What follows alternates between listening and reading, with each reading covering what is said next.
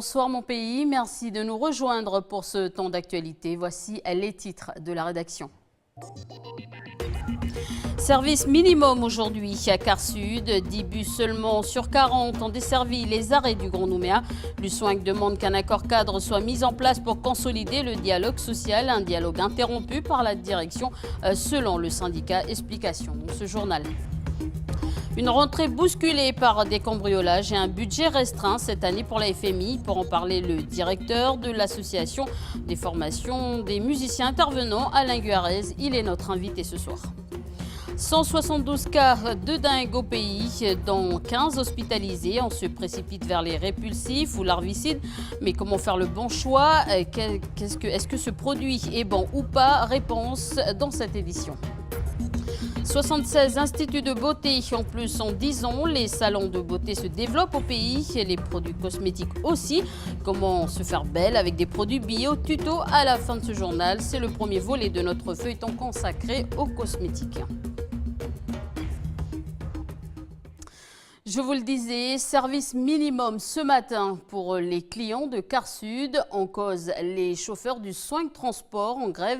Ils demandent qu'un accord cadre soit mis en place pour garantir le droit de discuter, de négocier des salaires, des primes ou encore de protéger la politique sociale. La desserte de Car Sud est assurée par 10 véhicules sur 40. Le syndicat dénonce la rupture du dialogue. Les précisions de Duke Menango. Aujourd'hui, à peine plus de la moitié des bus de Car Sud desservent les réseaux. Peu informés, les passagers doivent prendre leur mal en patience. Ça fait longtemps qu'on attend. Il y a un car qui vient de passer. En principe, il se croise, il doit être là, mais là, il n'est toujours pas là. On n'était pas au courant qu'il y a une dame qui est passée qui a dit que le car est en grève. Alors, on n'était pas au courant. On attend. Il y a déjà un qui est passé, je ne sais pas, peut-être dans 2 heures, il va revenir. Il est obligé de revenir, donc on attend. La cause de cette attente, un mouvement de grève de l'USWINC Transport qui dénonce entre autres un recul dans le dialogue social au sein de Car Sud. C'est un ensemble en fait, c'est un tout. On a dénoncé le dialogue social parce qu'on a eu des propositions, on a proposé beaucoup de choses. On a monté un protocole d'accord cadre justement pour éviter toutes les dérives et dans cet accord tout a été mis, la sécurité, les acquis sociaux, la pérennité dans l'entreprise, le dialogue social, la politique sociale. Mais aujourd'hui on nous prend vraiment pour... on passe au-delà de ça, on passe au-delà des IRP qui sont en instance dans la société. Il y a beaucoup de choses qui font qu'aujourd'hui ça suffit. La direction soutient en effet qu'un accord a été trouvé concernant le dialogue social. Cependant, un désaccord persiste sur la volonté de l'USWINC de reprendre les discussions sur les revendications annuelles. Ces revendications annuelles sont un espace où l'ensemble des partenaires sociaux sont représentés. Or, toujours selon la direction, aujourd'hui seul l'USWINC veut réouvrir ces discussions qui doivent normalement reprendre début 2019. Des inquiétudes par rapport au projet Néobus viennent aussi alimenter les échanges. En attendant, le mouvement de grève pourrait se durcir si aucun accord n'est trouvé. Ça commence mal pour la FMI. Aujourd'hui, date de la rentrée, l'association de formation des musiciens intervenants a subi des cambriolages et dégradations du lieu de travail, rajouté aux incivilités. Un budget restreint qui devrait maintenir les activités et dépenses de l'association jusqu'au mois de juin. Pour en parler, Alain Guarez, directeur de la FMI. Bonsoir. Bonsoir. Alors, quel est le bilan de ces dégradations ? Alors les bilans, il est surtout moral pour nous. Alors il y a eu infraction, une bande de jeunes est rentrée, ils ont dérobé le coffre-fort et des ordinateurs. Mais ce qui est le plus important pour nous, c'est qu'il y a eu un dégât des eaux parce qu'ils ont brisé une conduite d'eau et donc on a un tas de documents qui ont été souillés. Et la facture s'élève à combien aujourd'hui ? La facture de ces dégradations? La facture en matériel, elle ne va pas être énorme, je pense dans l'ordre de 3 millions. Et qui va payer cette facture? Ça sera donc l'assurance et peut-être la société de sécurisation qui n'a pas fait son travail, pour le coup, parce que personne n'est intervenu alors que l'alarme a sonné, quoi. Enfin, s'est déclenché. D'accord. Alors, 128... Je disais... Oui.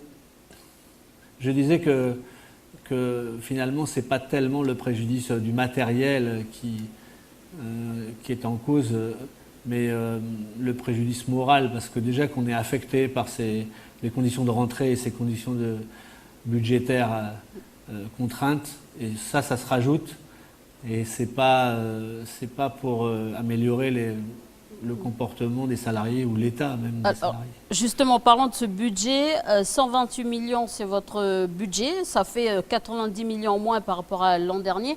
Est-ce que c'est suffisant pour tenir jusqu'au mois de juin, vous le disiez, jusqu'à la fin de l'année? Oui, donc je vais faire un petit rappel. L'année dernière, on a marché pour obtenir un moratoire, c'est-à-dire une reconduction des budgets 2017 pour 2018. Il se trouve qu'à la rentrée, ça n'a pas été le cas. Et on se retrouve avec une difficulté financière identique à celle qu'on avait en fin d'année. Et une situation qui n'est pas tenable pour nous et toujours dans la précarité. Et c'est difficile à vivre quand on est dans une mission de service public comme celle qu'on a à 95%. On sent un peu votre désarroi. Est-ce qu'il y a eu, vous parlez de morale, est-ce qu'il y a eu justement des personnes qui ont dû être licenciées aujourd'hui à la FMI? Pas encore, mais ça ne saurait tarder. En fonction des annonces qui vont être faites par le conservatoire et les collectivités. On est très dépendant de ce qu'on va nous annoncer. Baisse de morale, c'est vrai. Alors là, déjà qu'on n'avait pas trop le moral, mais ça n'arrange rien. On trouve un peu étrange qu'on s'attaque à un outil de rééquilibrage, qui est la FMI, parce que depuis des années, on s'affaire à trouver des jeunes, à les réinsérer et à en faire qu'ils puissent avoir un nouveau métier. C'est notre cœur de métier. Et voilà, c'est un petit peu désolant qu'on s'attaque à ces outils-là. Alors justement, en parlant d'outils, des salles de musique comme celle de Pointe-Dimier ont ouvert leurs portes il y a peu de temps. Je trouve cela étrange qu'à peine ouvertes, ces salles devront fermer leurs portes. Comment expliquer cela?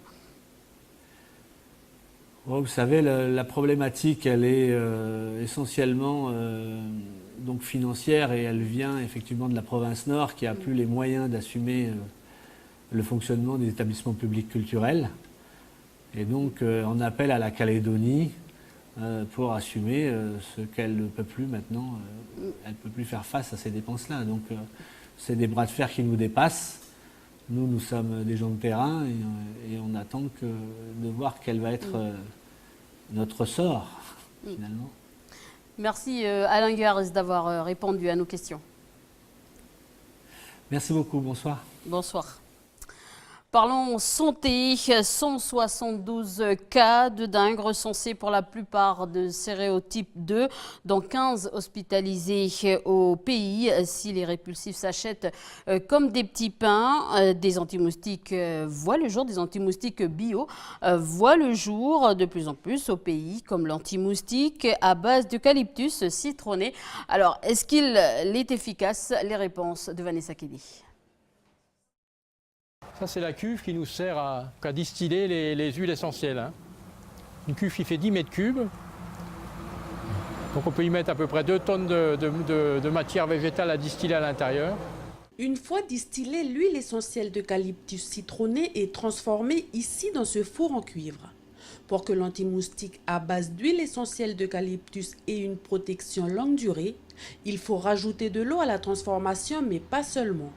Et ensuite, la transformation se fait avec de l'acide citrique, qui est également un acide d'origine naturelle, puisque l'acide citrique provient du citron, donc, et de l'eau. Donc voilà, il n'y a que trois ingrédients qui sont utilisés pour fabriquer l'antimoustique. Après l'avoir laissé 15 heures dans le four, le produit fini ressemble à ça. Il peut être utilisé sur les parties découvertes du corps. Par contre, pour les enfants de moins de 3 ans et les femmes enceintes, il est conseillé de l'appliquer uniquement sur les vêtements. Nous, personnellement, on l'a testé. Moi, j'habite pas loin de la rivière, donc j'y suis allé une fois sans, où je me suis fait bouffer par les moustiques. Je suis revenu mettre l'antimoustique et j'ai pas eu une seule, donc vraiment efficace. Dans cet antimoustique naturel, aucun des produits de répulsion chimique ne figure à l'intérieur. Jean-Luc affirme qu'il protège pendant 4 heures. Ça sent pas trop mauvais. Ouais, ça sent bon, ouais. Ça sent même bon, c'est meilleur que le Ouais. produit chimique. On en prend. Oui, allez, on en prend un pour toi. Ouais. Moi-même, je l'ai testé et je confirme son efficacité et surtout son odeur. En attendant, ce produit est en cours d'évaluation au niveau européen. Et pour lutter contre les gîtes larvaires, des produits sont aussi proposés en grande surface. Sont-ils dangereux pour la santé? Les précisions de l'INSEE Ouamo. L'épidémie de dengue est déclarée.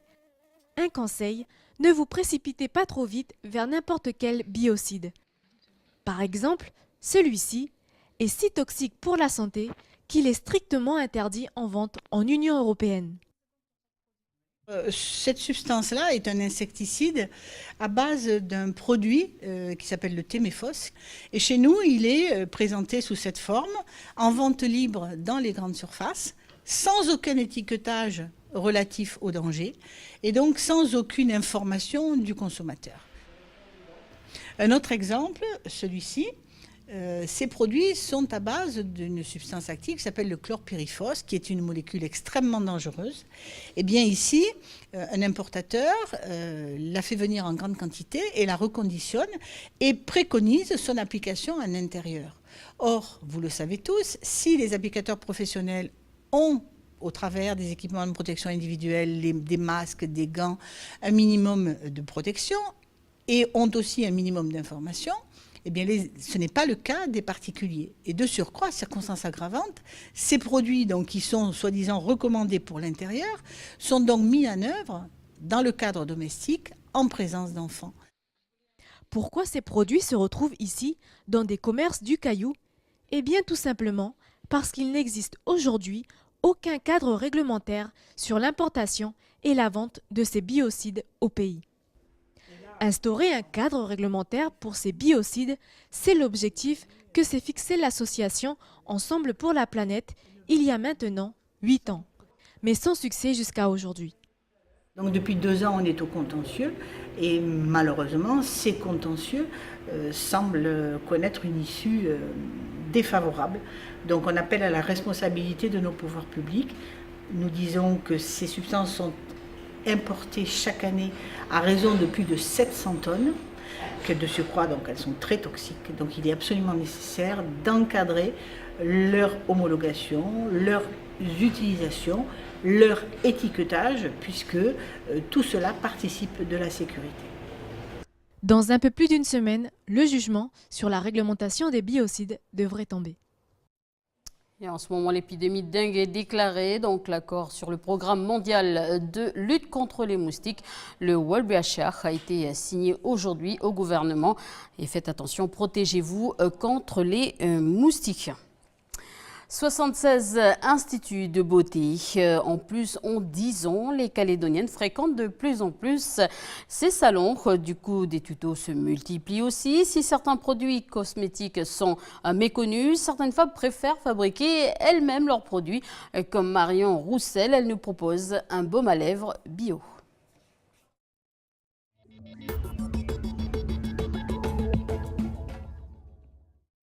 Bonjour, alors aujourd'hui je vais vous apprendre à créer un baume pour les lèvres maison, rapide à faire, où on n'a pas besoin de beaucoup de choses, notamment beaucoup d'ustensiles, et au niveau des mesures d'hygiène, c'est pas très compliqué.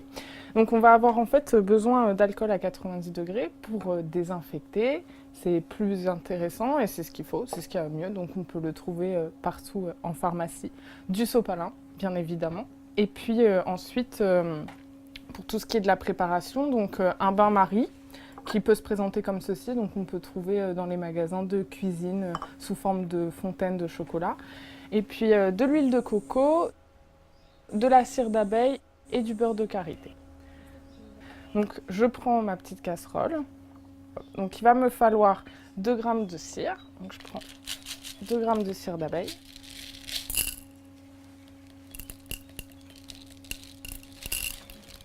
Voici. Et ensuite, j'ai donc besoin de 4 g de beurre et d'huile. Donc, je vais faire 2 g de beurre et 2 g d'huile.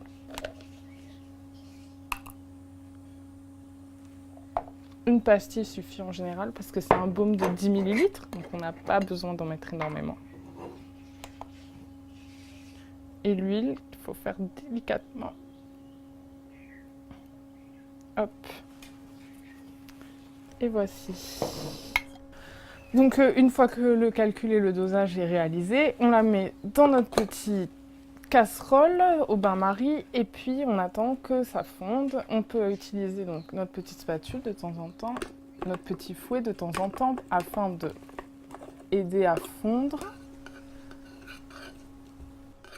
Donc ensuite on attend plusieurs minutes. La cire d'abeille est souvent plus longue à fondre. Donc voilà, on prend son mal en patience et on a le temps de faire autre chose pendant ce temps-là.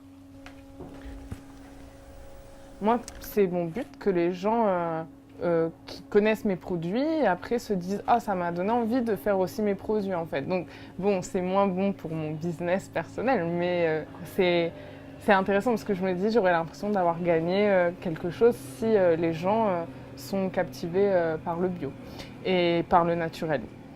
Voilà, je dis pas que je vis tous les mois avec un vrai salaire, mais j'essaye et j'aime ce que je fais, je suis passionnée par ce que je fais.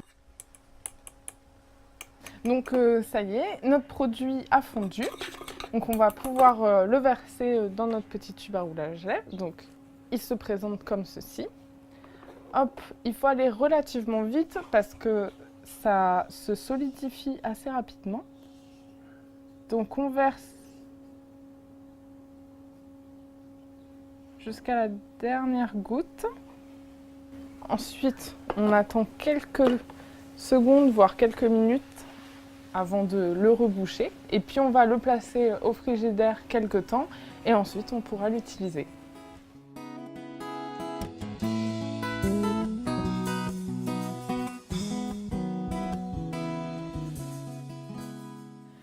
Donc voilà, on a sorti notre baume du réfrigérateur, donc il est solide, il sent bon, donc le beurre de karité et l'huile de coco, super agréable pour hydrater les lèvres. On n'oublie pas que donc il n'y a pas de conservateur, mais comme il n'y a pas d'eau dans celui-ci, on peut le garder 8 à 10 mois sans souci. S'il venait un petit peu à refondre avec la chaleur qu'il fait aujourd'hui parce qu'on le garde dans son sac à main, on le remet 1 heure au frigo. Et puis voilà, il est à nouveau prêt à l'utilisation.